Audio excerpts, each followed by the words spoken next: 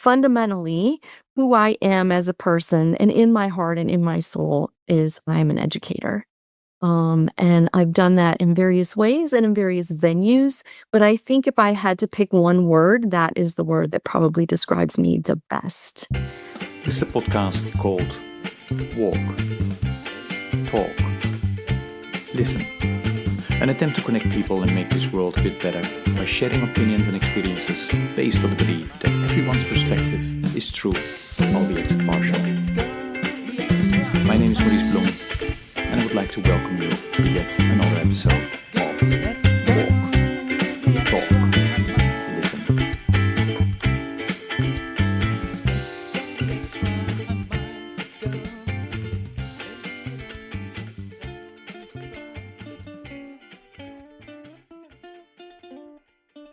Okay, good day everybody. This is another episode of the podcast Walk, Talk, Listen. And as always, I'm delighted with today's guest who will introduce herself. Vicki, please go ahead. Hi, my name is Vicki Garlock. I am the founder of World Religions for Kids and currently the blog editor for Religion Matters. Wow. And where are you based, Vicki? I live in Asheville, North Carolina, and I've lived here for about 25 years now. Okay. And well, let's go straight away. So obviously you were not born there. So where were you born and raised? Tell us a bit about that. You don't think I'm 25 years old? So yes, I actually was born and raised in Illinois, and in the middle of Illinois, and in the middle of farm country. In fact, on Halloween, we would walk 3 blocks down to the cornfield and cross the street and then walk 3 blocks up. And that was how we got our Halloween candy in the middle of Illinois. My religious upbringing was I went to a Lutheran grade school and a Catholic high school. So I was raised in the Lutheran tradition, which is a little bit interesting. My father was raised Catholic. He's Italian Catholic. And my mom grew up in the Midwest and she would say, she was either Baptist or Methodist, depending on where they lived and what church her family belonged to. So they met at University of Illinois. And when they decided to get married, they decided, as there was a certain amount of pressure for that in those days, to find one religion and to raise the kids in a particular religion. And so they chose to be Lutheran. And so we went to church every Sunday, and I went to a Lutheran grade school where we had religion classes 5 days a week.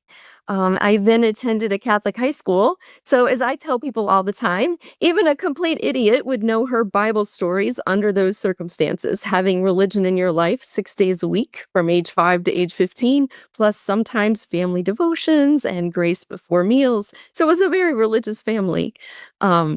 And then I went to undergrad. I did my graduate work at Brown University in Providence, Rhode Island. And that was an interesting experience, both educationally and religiously. Like many people, you go to undergraduate college and the whole world opens up for you, right? I was from a very small town in the middle of Illinois. And so that's where I ran into all sorts of things, people who used cocaine and pumpernickel bread and falafel and lots of Jews and people who thought that Christianity was, a great example of patriarchy. And these were not ideas or things I had ever really paid attention to before.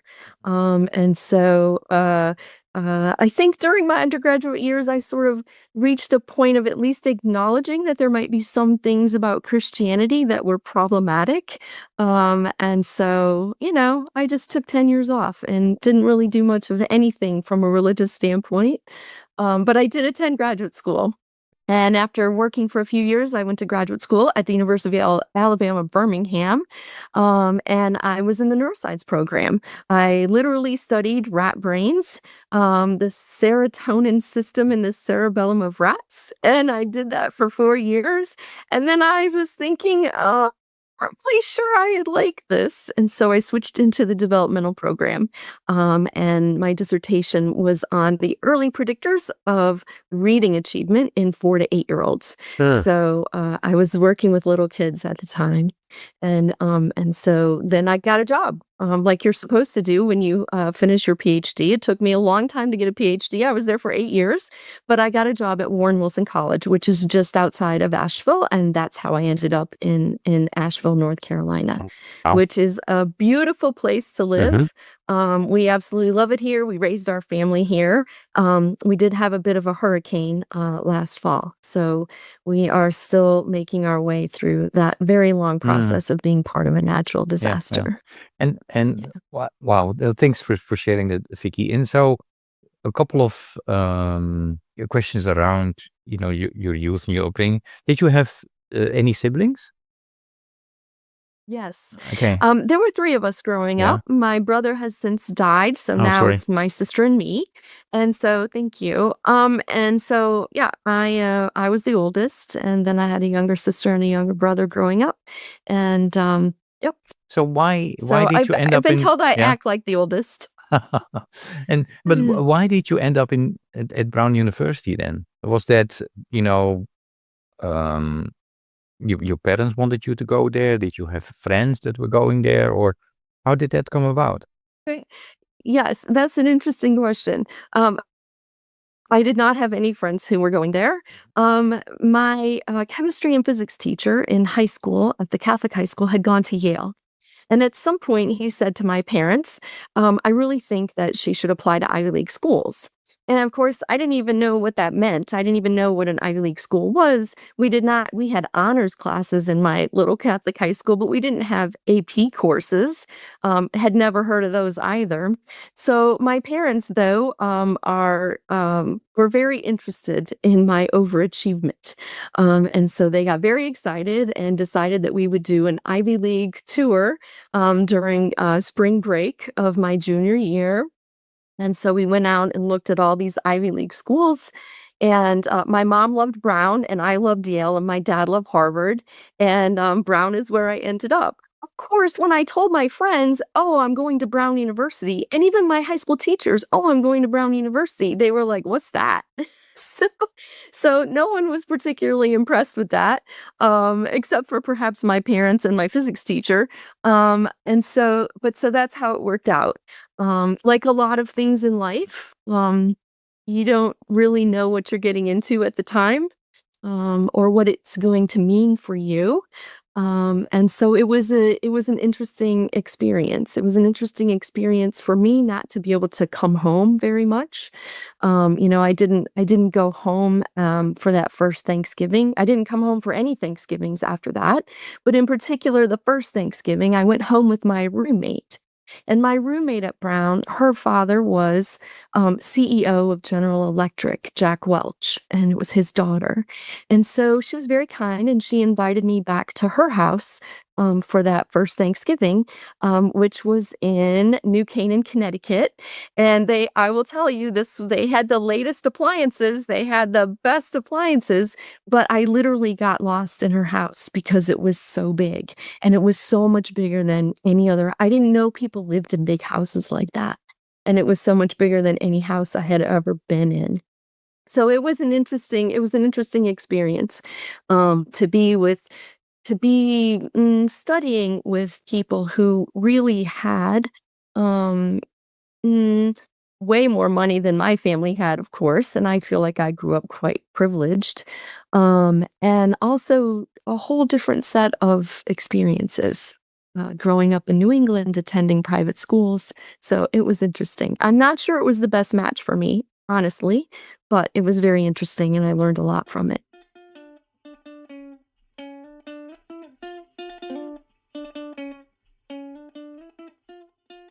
And you were telling us that, I think what we got from your explanation, how you grew up, is that religion was part of your life, and then you went to Brown, and then you said for 10 years it did not really play a big role. So what happened, during those 10 years then? Well, what happened during those 10 years was, I was just in my 20s, right? So you're just being a 20-something. And I worked really, really hard in graduate school. And so I was working a lot.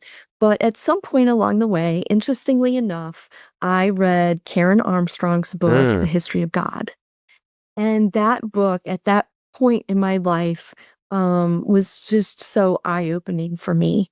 And I felt like she was addressing and answering questions that I had been wondering about. In some cases, maybe not even totally consciously for most of my life. And so that really, I really mark the reading of that book as my long, slow crawl sort of back into the world of religion, in a way that could work for me as an adult. Can you maybe, for the listeners who are not familiar with that particular book of Karen Armstrong, History of God, tell, what is it about and what did it do? Yeah, I mean, I heard what you said. It was, Yeah. it helped you to open your eyes and to understand. But yeah, try to explain it maybe to the listeners who are not familiar with her work. Wow, it's been a long time since I've read it, so, my apologies in advance to Karen Armstrong. But Yeah. for me, what it was really about was the idea of how humans created the notion of God, and how that notion of God changed over time in different times and in different places over the course of history. And so this idea that what religions are trying to do is articulate the divine and articulate something that really is not graspable. And so that was very eye-opening to me. Uh, and I think it also set me up to be able to ask those questions myself, right? It's almost like I didn't know I was allowed to ask that. Right. And so I think just the fact that not only did someone ask those questions, but someone wrote a really big book about it, and got it published, and I think it was a bestseller.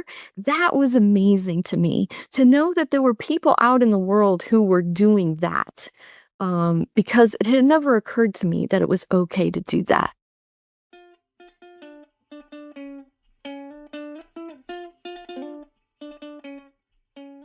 The founder of World Religions for Kids, right? I would like to go there, but there is still one piece then. I mean, you were explaining about your journey, that went, you were touching upon education as well. And then ultimately that all came together. Can you maybe take us back to how did you end up, being so interested in working with, in the field of education and child development? Was there a reason for that So or it just happened? Well, so and there's a sort of a few things in Hmm. there, in that question. So, my undergraduate degree was in psychology. So that was partly because, I was originally going to major in biochemistry and work for the FBI. And then I took organic chemistry, and I almost failed, and my labs never worked out. And I thought, maybe biochemistry really isn't for me. And I also was really interested in linguistics, which is interesting, because ultimately I came back around to that, right? And my dissertation ended up being on linguistic predictors of reading achievement. But at the time, of course, I didn't know that was going to happen. And so I was really interested in linguistics, and I was going to learn all these languages. And then I took psychology, and I was like, oh, this is so cool, and also not that hard.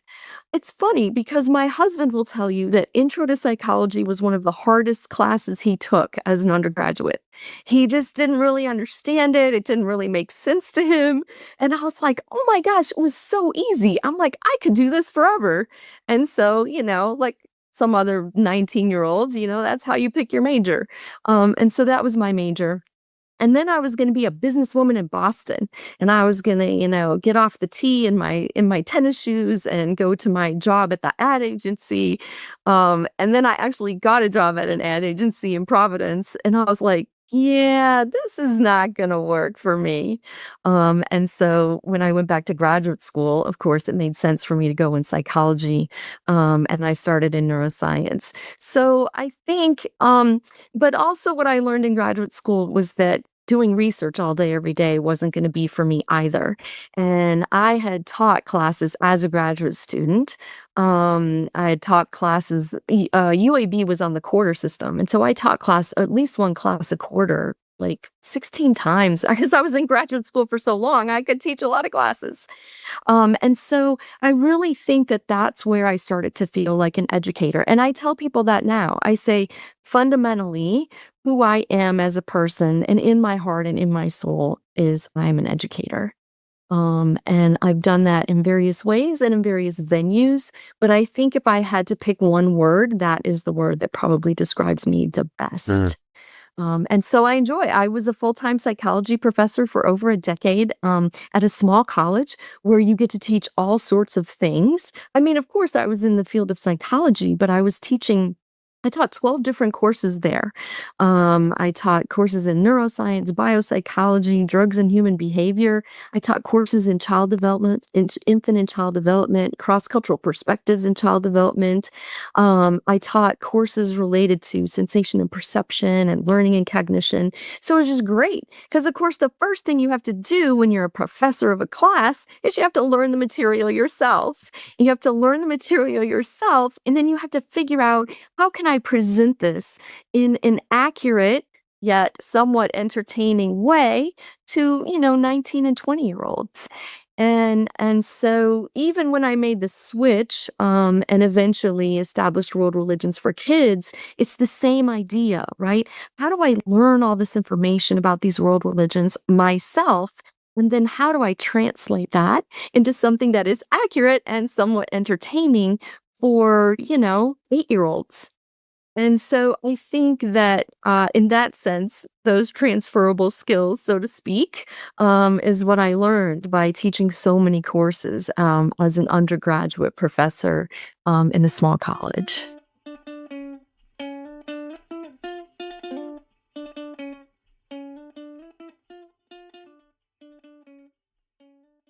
And so, why and how did the World Religions for Kids come about? Well, like a lot of things in life, I feel like we create a narrative that sort of looks like a straight line, even though most of the time the line is not particularly straight at all. I guess at that point it's not even a line by definition, but a jagged line perhaps. So so we were attending, given my religious background, the question was, how could I fit that really intense religious upbringing into something that would work for me as an adult, right? And so that was, how could I find a place for that? And so when we moved to Asheville, there was this really amazing, progressive type. It was really a Christian church in the sense that the Bible was the foundational text, and it was called Jubilee Community. And the minister had been raised as Methodist and was ordained in the Methodist tradition. But at some point in the late 80s, he had founded his own community with his own idea of what, Protestant Christian church could look like. And it really followed, I don't know if anybody really knows, it really followed the principles of creation spirituality, which was put forth by Matthew Fox. But a lot of people aren't familiar with that. And it was very, they would sing a Buddhist bowl and they would call in the four directions. And so there was no hymnal, which was really a big deal back in the 90s, not to have a hymnal. It would be whatever songs he felt would move people or relate to the theme for the day. And so when we moved here, I told my husband, listen, Jubilee Community is about the only church I can stomach that I could manage. And so that's where my husband and I went for Christmas and Easter, right? Because that's where I was at the time. And then we had my daughter, and when she was 4, we started attending there regularly. So she could go to Sunday school. And I thought that would be about the best place for her to attend Sunday school. And so we started going, and then we just did that. We did that for 4 years. And when she was 8, and by then I had my son who was 2, there was this little blurb in the bulletin that said, we're looking for a nurture coordinator and curriculum specialist. So to run the Sunday school program and write curriculum for it. And so I said to my husband, "Oh, I could probably do that job." And he said, "Of course you could do that job." And so I applied for it. It was full time, was 30 hours a week. And so, a full-time professor, I was working probably during the school year, I was working probably 55, 60 hours a week, right? And I had children that were 2 and 8. So my husband was working over 40 hours a week. And so that just really is not sustainable. Or we didn't feel it was sustainable. And so I thought, wow, I could go to 30 hours a week and I could embark on this really amazing project and see what it's like. And so it was definitely a leap of faith. It kind of makes sense now in retrospect. It worked out for my family. But in the moment, it was a big deal. It was a big deal to leave a professorship, and I was chair of the psychology department, but we decided to do it. And it took me a few years to figure out how to actually write a curriculum and what it should look like. But that's what I did. I was there for over 12 years. I was Wow. there until 2020, and I lost that job because the church shut down because of the pandemic. Mm. And I never really got my job back. Um, it kinda looked like it kinda looked like I would, and then the church ended up selling the building, and they downsized, and that position never came back. But I was there for 12 years, and during that 12 years, I realized that what I was really excited about was teaching kids about, themes in the Bible that also show up in, other world religions. And so I just started working on it. I started reading the stories that grown-ups, I started wondering, well, if I'm Buddhist, how do I raise my kid in the Buddhist tradition? And so I started talking to Buddhists about how they do that, and reading the stories that they read to their kids, to bring them up in the Buddhist tradition. And so I realized that there were all these themes and all these stories. I grew up in Sunday school, right? So in Lutheran Sunday school. So I know how that works. You read kids a story and then you do like a craft and an activity. That's Sunday school, right? That made sense to me. Well, how do you do that if you're Buddhist or Muslim or whatever else, right? And what I realized was that's exactly what they do. They do exactly the same thing, right? They read a story from their tradition and they do a craft and they try to make it fun. And you bring children into ritual and allow them to participate in their kid-like way. And that was at the time really eye-opening for me to realize that, this is how it works. And it's not magic, and it's not even super mysterious. And so I started learning. I started learning the stories from the different traditions and thinking about how I could share that information with Mm. kids. And then at some point, I realized that there was only so much I could learn by sitting around, maybe talking to people over email, or reading things, sacred texts or ancient stories. And I decided that what I really needed to do was I needed to visit these houses of worship. And so I started with Rosh Hashanah, which I had no idea was 5.5 hours long. I was not prepared for that. And so, over the years, I've really been fortunate enough to attend lots of different rituals and services and pujas in a variety of different traditions.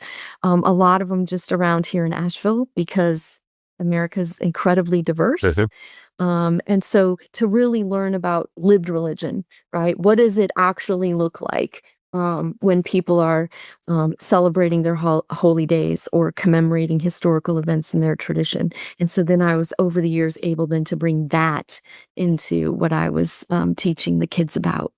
And Mm. so at some point, I just decided people might be interested. I don't know, maybe people would be interested or not. And so I published one unit of my curriculum, the Peace Unit, in 2018, 2019. I actually have hundreds and hundreds of lesson plans, right? Because it was a multi-year, multi-age, multi-faith curriculum. And so I published a 4-volume Peace Unit for 4 different age groups. And so, I just put it out there to see if anybody would be interested. And in fact, it was used by 7 different denominations within the first year or two. And so that was really rewarding. And then 2020 came, and it was the pandemic. And like a lot of other people, I was sitting home in my sweatpants, wondering how I was going to occupy my time. And so I thought, you know what? Maybe I should try to write a children's book. And so I learned InDesign, which is a pretty complicated program that I never wanted to learn. And I learned InDesign, and my first children's book was We All Have Sacred Spaces. And I looked at thousands of photographs to choose the ones that I thought would help me explain the exteriors and interiors of sacred spaces. And that was really fun. It was a really good project for me in that moment in time. And it won a couple of awards, which I Yeah. was totally shocked about. Pretty impressive. Wow.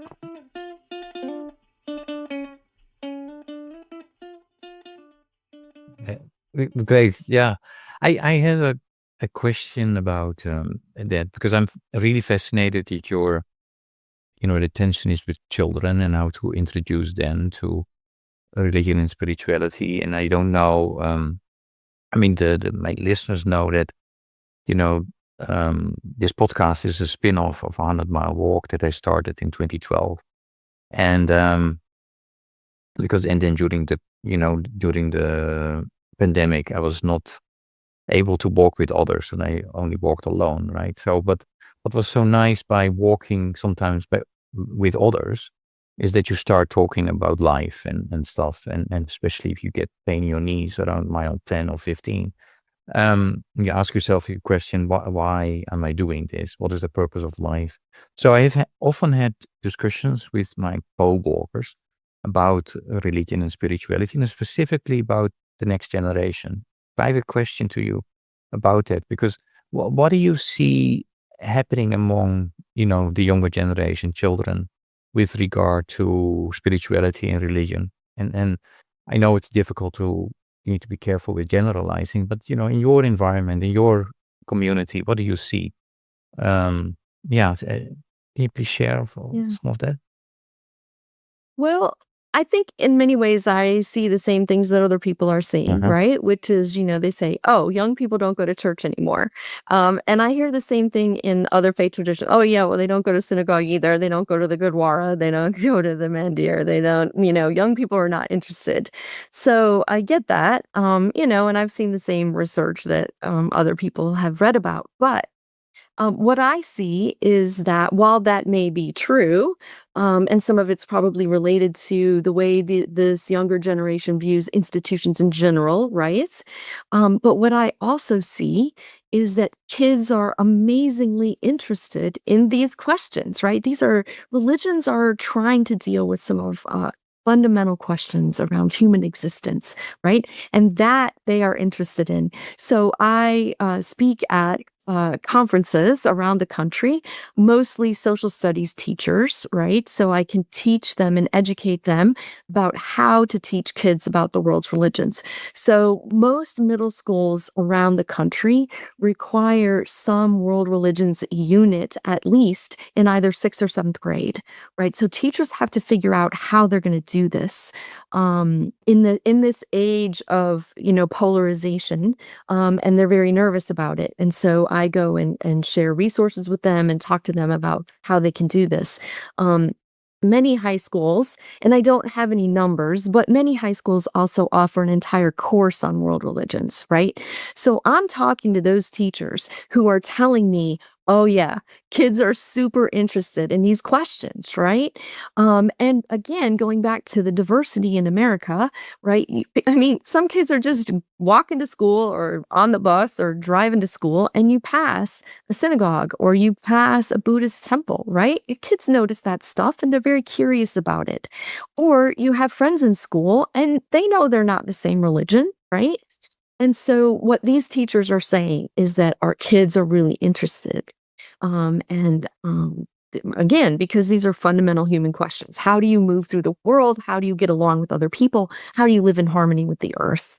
A very important topic for the younger generation. But what I know from doing this Sunday school program for over a decade is that the same is true for even younger kids, right? So one of my favorite stories to tell, is that one day the Sunday school topic of the day was God appearing to Moses as a burning bush, right? So we were doing the Moses story from beginning to end, and that was that day's reading, so to speak. And so I just posed the question, does God ever appear to you, or how does God appear to you, or what does God look like to you? And literally in a class, it was our preschool kindergarten class. So these were 4, 5, and 6-year-olds. And they got into a bit of an argument about who and what God is, right? So one little girl said, I know exactly. God lives in that corner and he has long white hair and a beard. And another student said, that's not true. God is in everything. And another little kid said, God is inside of us. And so, it wasn't a debate or a discussion because they were 5, and they probably got those ideas from their parents, and yet they could articulate, they understood the question, and they could give an answer. And so what we were trying to do in our program was, not screw that up, right? To say, yes, this is, and not all kids, like any topic, not all kids are as interested as others, but some of them clearly are. And so what I keep trying to tell people is if you give kids an opportunity to share their thoughts and ask their questions around this, you will be amazed at what some of them say. Can you explain to us, that particular research and working on, your organization and then the booklets? What did that do to your own, look at religion and spirituality? Yeah. So, I mean, and this is one of the concerns that I run across, Huh? right? Is that if we teach kids about the world's religions, will they lose their own? And in fact, the tagline is, inspiring people to learn about the world's religions without losing their own. And in fact, I don't do the research, but some people have done some research that shows that, oftentimes when people learn about the world's religions, they actually become stronger in their own faith. That's fine. I don't know that that's always true.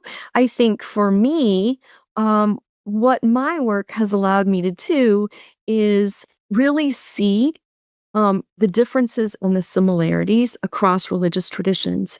And so, what the conclusion that I came to for me, and I'm not saying it's the correct conclusion for everyone, the conclusion I came to for me was that the differences in the world's religions are often what I would call surface differences, right? There are differences in, when you show up to a service, what do you actually do? What do you actually wear? What language is it in? But if you step back just a little bit and look at the overarching themes, right? How do we teach humans to live with greed, to live with their own anger? And how do we teach humans to be compassionate and to care about the earth and to care about one another? Those themes show up again and again and again. And even though the notion of the divine is articulated in a slightly different way, for me, it allowed me to see those kind of bigger, grand similarities. And so, what I tell people now is that, I self-identify as an amateur mystic for what that's worth. And so, in my life, and I attend a lot of services throughout the year. I go up to our Hindu temple for, Krishna Janmashtami or Ganesha Chaturthi. And we have a very active Baha'i group here in Asheville. We have a very active neo-pagan Wiccan group here. We have 3 synagogues here in Asheville. We have an Orthodox synagogue, a conservative-ish synagogue, and a Reform. And so, I can attend things all the time. But for me, really moving into this idea that it's all a practice, right? It's all a practice. Your work is a practice. Dealing with your aging parents is a practice. Dealing with my young adult children is a practice. And so how can I stay connected to, sort of my notion of the divine?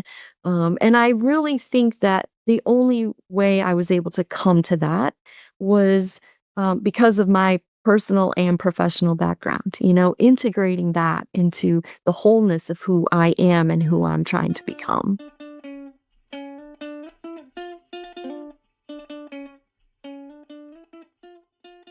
Okay, I'm going to make a little jump. That is, some people say, well, that's your religion, Maurice. And I would like my listeners and my guests to know about the Sustainable Development Goals, because I think, Yeah. that's the closest that we got as a world to kind of trying to agree on, that we need to take action to make our world more sustainable and just. We identified 17 of those Sustainable Development Goals. And then we also realized that, we needed to reach those 17 goals before 2030, but we are not on the right track.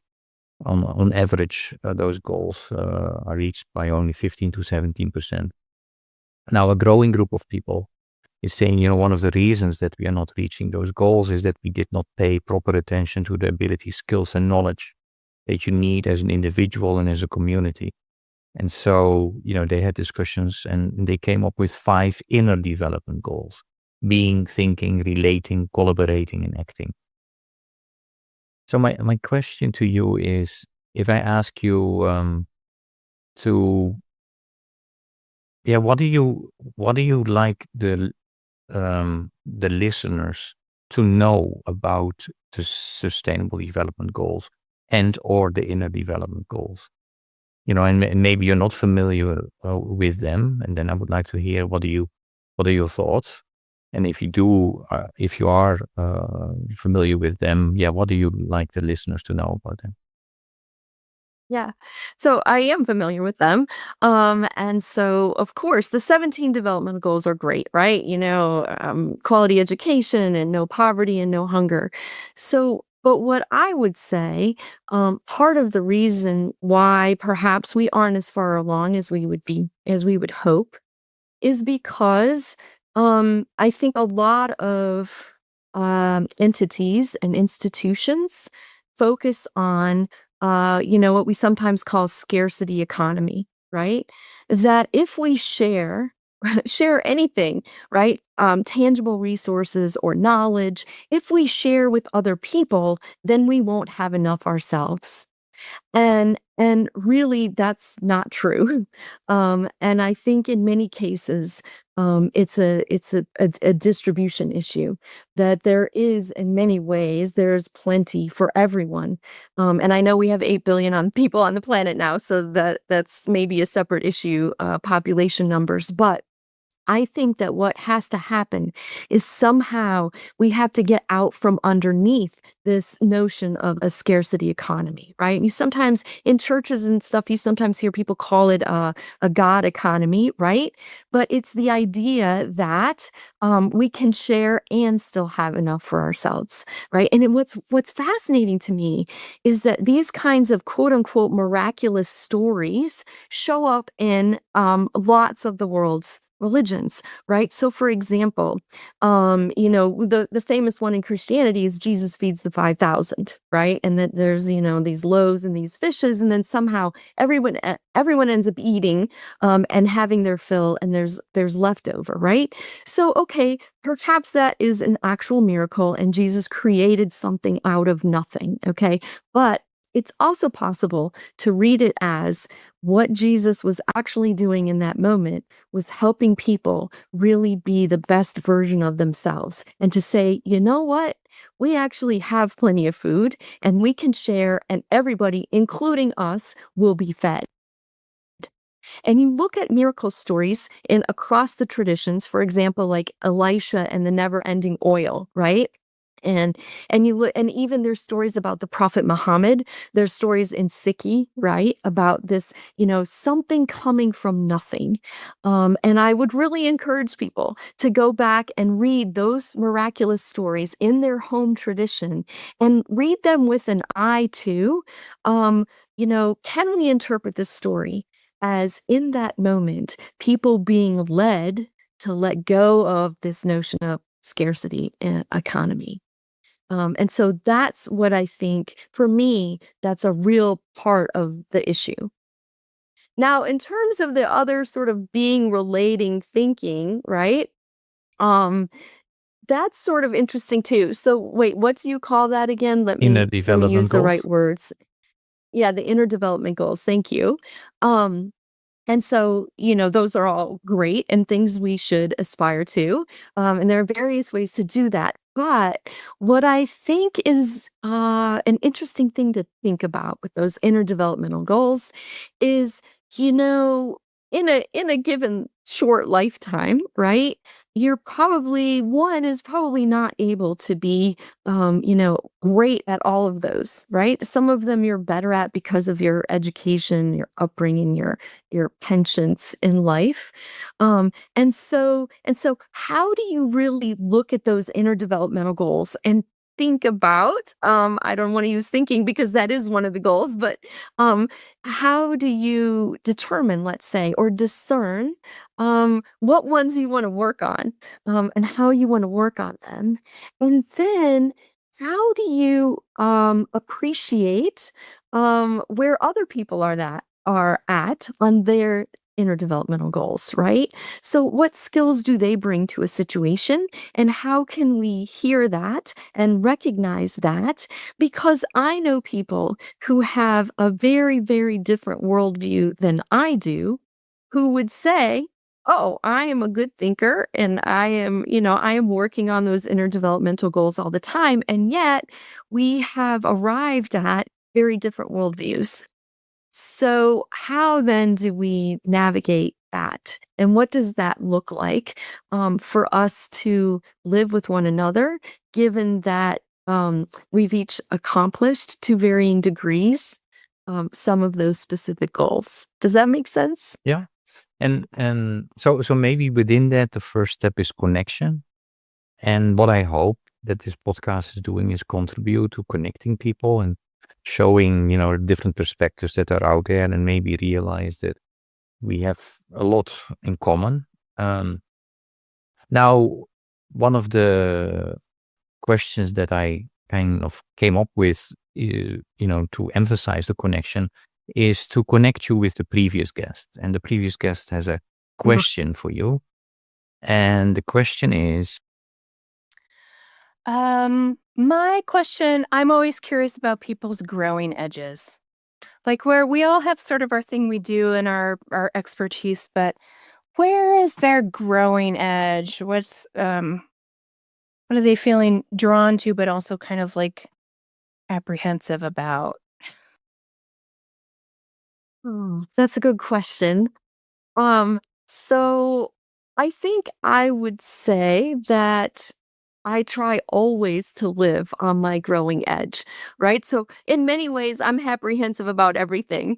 Most of the things I've done in my life, I started out not knowing what I was doing. You've already heard several examples. And so what I often tell people is that I'm often afraid. Afraid is probably too strong a word. Apprehensive is probably a better word. I'm always apprehensive, but I mostly don't let that stop me. And so, there's a theory in child development, Vygotskian theory, right? Which is that the way you grow is that you challenge yourself just beyond where you are currently, right? If you're not challenged at all, that's not a growth moment. And if you're challenged too much, that's not really a growth moment either because you're just frustrated. And so, how do you always, either for yourself or as educators helping, children or your students or whomever, how do you always try to make it just a little bit challenging? And so that's what I try to do. So I would say I'm apprehensive about most things. I was apprehensive about leaving my job as a professor. I was apprehensive about, publishing part of my curriculum. I was apprehensive about writing books. Right now, I'm very close to signing a contract with Guinness World Records to try to break a world record in Chicago in September. I'm very apprehensive about that. I was apprehensive about taking my 10-year-old to Indonesia. But, I did those things. I did those things. And again, I understand I'm coming from a privileged position, but they worked out. And I learned a lot, and my kids learned a lot, and my family learned a lot. And so, yeah, I would say I'm always trying to be on my apprehensive/growing edge.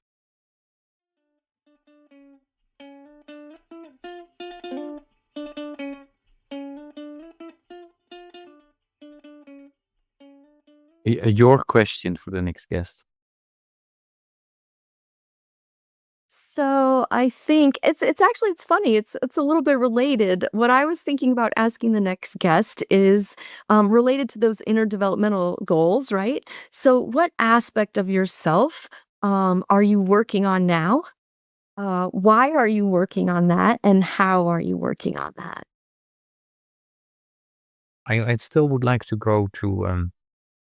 You talked a little bit about the world and what's going on, um, but I would like to have a more specific question around it.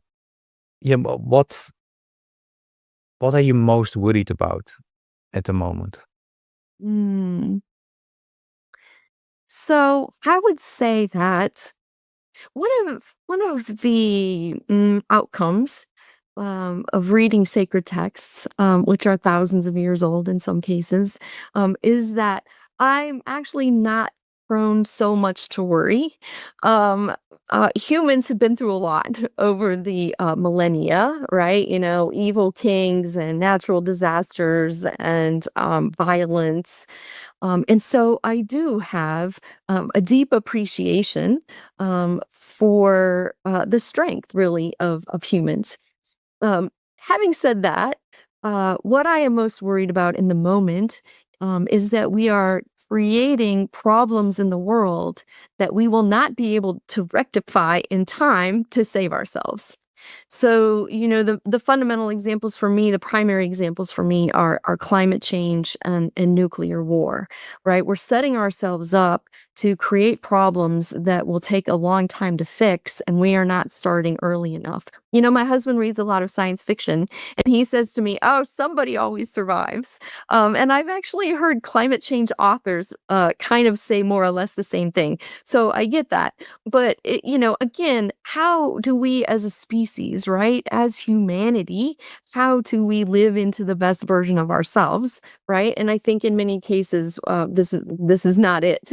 Um, but the other aspect of reading these sacred texts is that, not only do I get to read about all the diseases and the violence and the wars, but I also get to read stories, ancient stories, that people told while they were, on camels crossing miles of desert alone in the night, about the amazing aspects of humans, right? How compassionate we can be, how loving we can be, how creative we can be. And so I would say, it gives me a lot of perspective, having read those ancient sacred texts. And so I don't worry a lot, but that's what I'm concerned about in the moment, is that we're really setting ourselves up to not be able to solve the problems quickly enough. So in those ancient texts, that's also where you still see hope. Yeah. Absolutely, absolutely. Because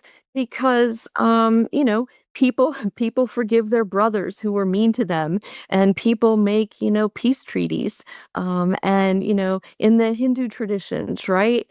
Knowledge and light wins over evil and darkness, time and time again, right? We keep telling those stories over and over. Many sacred texts are full of, right, the little guy is victorious over, the big bad mean guy. And it is often guys, I must admit, in many of these ancient stories. And so, yeah, absolutely, absolutely. I think there's important lessons. I can say there have been important lessons for me in my life, is what I could say. Music is very important to me, so I always have question about music, and we talked a little bit about this before we started recording. I know you find this a difficult question, but I'm going to ask you it anyway. If I ask you to come up with a piece of music or a song that best embodies what you are about, which piece of music or song would that be, and why? Yeah. So, Yeah, I was when I first saw this question, I was kind of like, that is not, I can't answer that question. That's ridiculous. I'm going to tell him not to ask me that question. And then the more I thought about it, I just sort of like realized how important music in general is. So for me, in terms of sort of like I would say maybe not a piece of music, but a genre of music. So my favorite spiritual practice, and there's a lot of spiritual practices, and I've been privileged to try lots of different things. But my favorite single spiritual practice is kirtan, is call and response, right? So, and that interplay, that conversation, that musical conversation between a leader and also being able to use my own voice. And so that's kind of where I started with this question was, oh yeah, you need to remember kirtan is your favorite spiritual practice, and why it's my favorite spiritual practice. And so I tend not to like practices that are just one direction, right? So I get that in some traditions, it's very important to sort of listen to the elders speak for a long period of time or listen to the guru speak for a long period of time. That works less well for me than this sort of musical conversation. And at some point, being able to use my own voice. I don't want to lead kirtan because I don't know what I'm doing, but I can certainly be a part of it. Then I started thinking about it, and I was like, oh my gosh, some of my favorite memories growing up was when back in my day, we didn't have all these kids camps. Like now they have camp every week. My kids went to camp every week. Back in the day, they didn't have that. And so what we did was we went to vacation Bible school, right? And so I went to my little Lutheran vacation Bible school for a week every summer. And then we went to my growing up neighbors were Nazarene. And so we went to their Nazarene vacation Bible school. And I learned all these songs. I know so many vacation Bible school songs, and they're still like so fun, right? They're sort of simple, they have a nice melody, and again, using your own voice, and that has to be a piece of it for me, I've discovered. Um, and so I think about that. And then when I go to Sukkot in the Jewish traditions, right? So Jews have tons of camp songs, and they often sing them during Sukkot. So I've gotten to learn a lot of Jewish camp songs as well. And there's a chanting tradition in Judaism as well. This is really nice.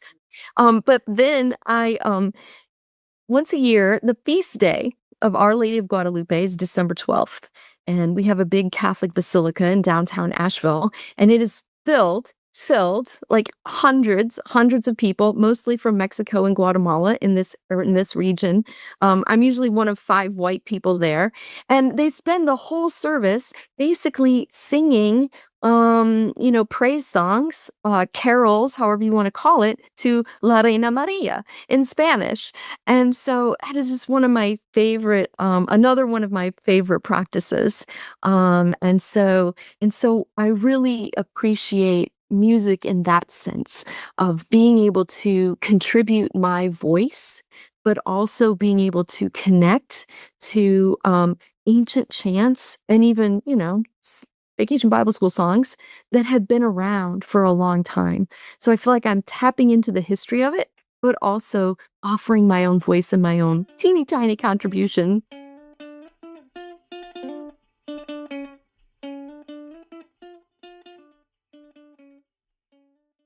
Have you because you made a lot of children's books, right? So are there also these these camp songs? Are they part of those booklets as well or not?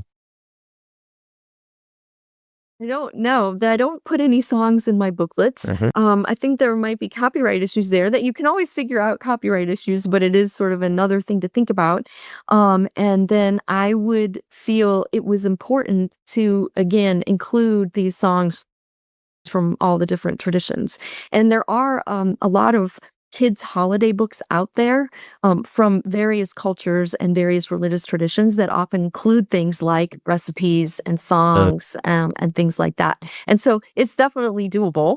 In fact, when I was growing up, I had some sort of a song book from, cultures around the world. But you know how it is. There's always more to do. So I can put that on my list, like a children's song book. Okay. Yeah, is there a new book you're working on, or what's in the works at the moment? Oh, yeah, so I should show you. So my latest book was this one, ABCs of the World's Religions. And that book has done really well. It's won several different awards. I got to do a red carpet event in Cool. Phoenix. I'd never done a red carpet event before. I'll probably never get to do one again, but it was fun. And I just found out that the book and me, I guess, as the author, I was accepted to the Louisville book festival in October. Wow. So Louisville's a great multi-faith, interfaith city, right? It was one of the first compassionate cities. And so I'm really excited to be in Louisville. And then I think I mentioned that I'm very close to being ready to sign with the Guinness World Records to break a world record, visiting the most houses of worship in a single month in Chicago in September. And so we'll see if I can make that happen. So the current record was set in 2022 by Shashank Sharma in India. He was in Delhi. And he registered 76 houses of worship that he visited in Delhi during the course of the month. And so the current record is 76. I'm in touch with him, and he told me, oh, I actually visited a lot more than that, but that's what I registered with Guinness. And so I said, I think I'm going to try to break your record. But if you want to then break my record, that'd be great. And then I'll break your record again. And we'll just set up a little, cross-Atlantic competition on this. So Chicago I looked at a lot of different cities. And of course, I grew up near Chicago in the middle of Illinois. So it's a little bit more familiar to me. And it's incredibly diverse. It has lots of diversity within a pretty small radius around Lake Michigan. And so my plan, if it works out, is to be in Chicago for the month and go to various neighborhoods that are particularly diverse, and just share with people the inside and the outside of different worship spaces, why they look the way they look, some of the history behind them. So I've been doing a lot of research on these worship spaces. And it's really amazing, right? Because many times the mosque used to be a church, right? Or used to be a synagogue. And you see this, kind of overlay and overlap historically. Even given the short history of America, there's still a lot of history there. And I had forgotten, I don't know how I forgot, but in 1871 was the Chicago Fire. And so there was a huge swath of worship spaces that were burned completely to the ground. And so, and they were rebuilt. And so you really see the resilience of congregations or, groups of people, faith communities, trying to make it work. So anyway, it's been fun to research, even if it doesn't work out, but my fingers are crossed that I'll be able to do that in September. And then, who knows what comes after that? Some people have asked me to write a grown-up book, a book for grown-ups. So grown-ups learn a lot from my books. And again, I don't know what that would exactly look like, but we'll see. Wow. That's exciting. So how long do you need to stay inside of a house of worship to have it count? Is there a rule around that? Or? Yeah, I think I don't have to do a service. I think I just need to, be in there, right? And take a picture on the outside and picture on the inside. But my hope is that I'll actually get permission to do, a quick video, right? So that we can pan across and actually see if a faith leader is there and wants to, take a few minutes and talk to me. We can record that live on Reels or record it, or we'll just have to see sort of what people are up for. And I'm sure it will just vary, right? It will vary depending on the individual and what they're up to at that time. But hopefully for some of them, and I'm trying to be as diverse as possible, right? I could go to 80 churches. I could go to 80 Christian churches, but that's not really the point. The point is to highlight and lift up the diversity and the resilience. And in some cases, I don't even know, maybe they know. I mean, literally, I'm looking at a map, right? And there's a mosque that's right next to a Gurdwara, that's right next to a Hindu temple, right? That's right next to a church. Or a Quaker meeting house. And so I'm trying to highlight some of that. In some cases, they're clustered, right? Because people from a particular religious tradition lived in a neighborhood and they created all. But in other places, it's really sort of amazingly interspersed.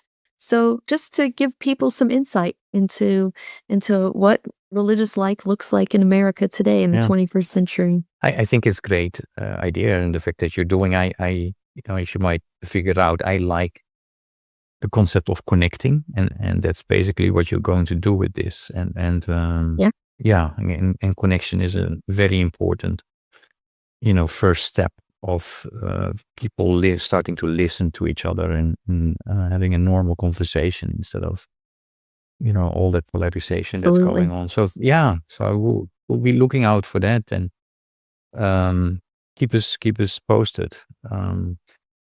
And Vicky, these I will. these talks always go so fast. We got at the end of our conversation, but before I thank you for your time and willingness, to talk with me, is there anything I should have asked you, but I didn't today? No, there's nothing outstanding that I feel like I need to say. I'd be happy if people would look up World Religions for Kids. People went on Amazon to try to find my books. And if you're so inclined to follow me on Instagram, World Religions for Kids, because and keep an eye out for what we end up doing in September. That would be great. Absolutely, and we will make sure all the right links and social media handles will be part of the podcast notes. Yeah. So thanks a lot. So I will. Yeah, let me say one more Yeah. thing. I'm also the blog editor for Religion Matters. And so if some of your listeners are doing some interesting things and they want to write up a quick blog post about it, they would be working with me to get their blog post ready.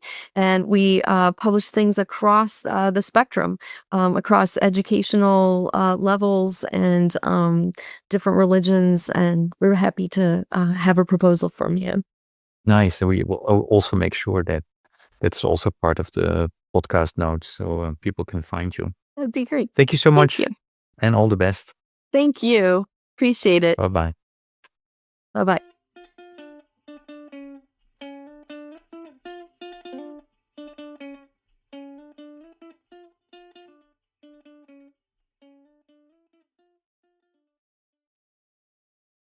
Let's go the extra 100 mile. Let's go.